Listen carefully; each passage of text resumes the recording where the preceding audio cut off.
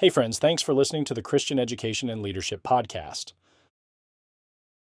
Today's episode discusses the mental health and well-being of Christian school graduates. This episode is the fifth in a seven-part series unpacking the 2023 Cardis Education Survey. Conversations about student well-being have become front and center in education, especially in the wake of COVID-19. Mental health, once treated as peripheral to academic life, is now recognized as foundational to a young person's ability to learn, relate, and thrive long-term. The 2023 Cardis Education Survey, CES, affirms this shift by including, for the first time, a series of measures related to mental health and overall well-being. These new metrics go beyond mood or momentary emotions. They explore life satisfaction, anxiety and depression, optimism about the future, and the strength of social relationships. Together, they help paint a broader picture of how graduates are doing, not just in their careers or communities, but in their inner lives. Let's take a closer look at three dimensions of mental health and well-being from the CES data: life satisfaction, emotional health, and relationships. When asked how satisfied they are with life overall, adults who attended Protestant and Catholic schools report the highest average scores, slightly above their peers, from public and non-religious independent schools. The survey used a standard 5-question scale, measuring responses like, "In most ways, my life is close to my ideal," and "If I could live my life over, I would change almost nothing." On a 6-point scale, public school graduates averaged 3.99. According to Figure 5.1, Protestant and Catholic school graduates scored slightly higher with their satisfaction with life, but the differences disappear after accounting for background factors like family income or parental education.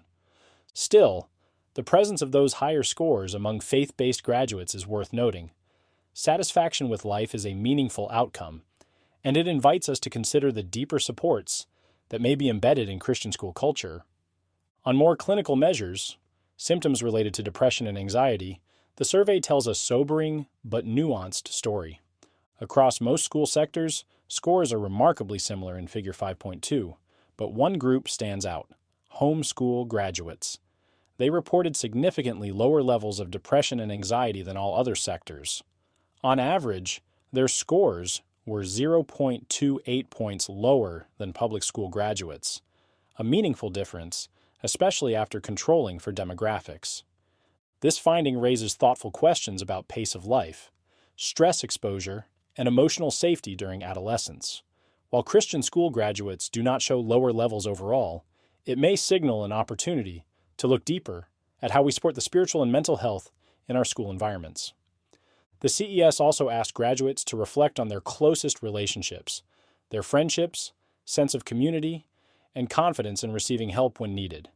In Figure 5.3, the average score for public school graduates was 4.19 out of 6. Catholic school graduates scored modestly higher, and no statistically significant differences were found for Protestant, independent, or homeschool graduates once background variables were controlled. Still, the emphasis on belonging is critical.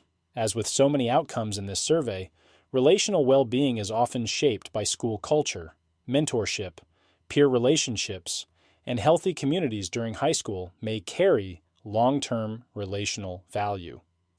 Interestingly, homeschool graduates were more likely to agree with this statement in Figure 5.4, 14 percentage points, more likely than public school graduates. This suggests a complexity. While homeschoolers scored lowest in anxiety and depression, they may face distinct challenges in long-term direction setting and vocational identity.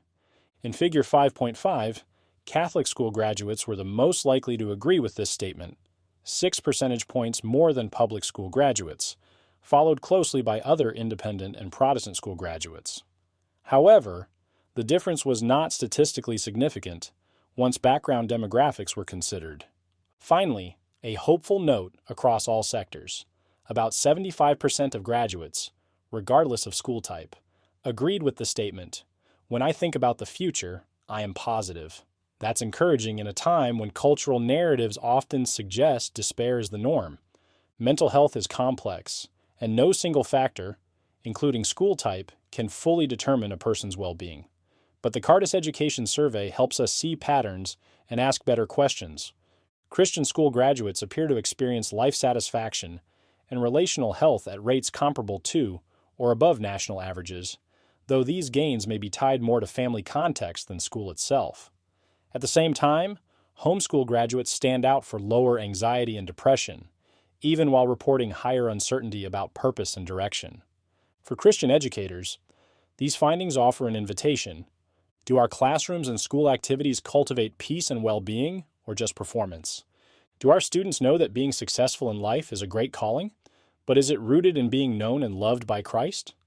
Are we equipping students with tools to face challenges, not just moral clarity, but also inner resilience and relational support? And are we, as adults, modeling what it looks like to live joyful, thankful, purpose-filled lives in Christ?